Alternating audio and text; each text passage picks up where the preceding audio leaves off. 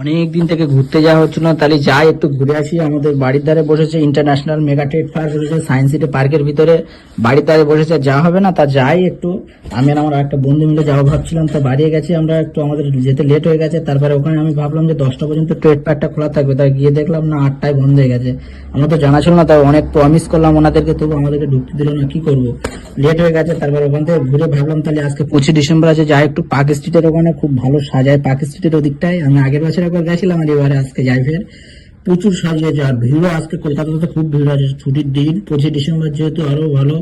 Christmas ডেতে বেশি তো ভিড় হচ্ছে না। তারপরে আমরা পার্ক স্ট্রিটের কাছে এসেছি, পার্ক স্ট্রিটের কোনো ভিড়টা দেখো, অমায়িক ভিড়, অমায়িক।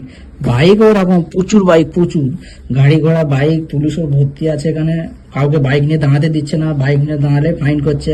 তো আমরা রানিং ওখান থেকে যাচ্ছিলাম সামনের দিকে, ভাবলাম একটু দাঁড়িয়ে ফটো তুলবো, তো আমাদেরকে তাড়িয়ে দিচ্ছে। তা কি করবো, আস্তে আস্তে যাই সামনের দিকে এগোতে এগোতে। শুধু বাইকটা দেখো কত সাজিয়েছে ওরা, অমায়িক সাজিয়েছে, অমায়িক। এটা 10 দিন ধরে থাকবে বলছে, লাইটিং গুলো ভালো লাগছে দেখতে। লাইটিং এর জন্য বাইকটা দেখো কত বাইক।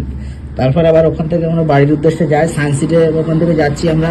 রুবিতে গিয়ে কিছু খাবো, রুবিতে গিয়ে খেয়ে দিয়ে ঘরে যেতে হবে। 11:30 12টা প্রায় বেজে গেছে। তো আবার কোনো নেক্সট ভিডিও দেখাবে, বাই বাই।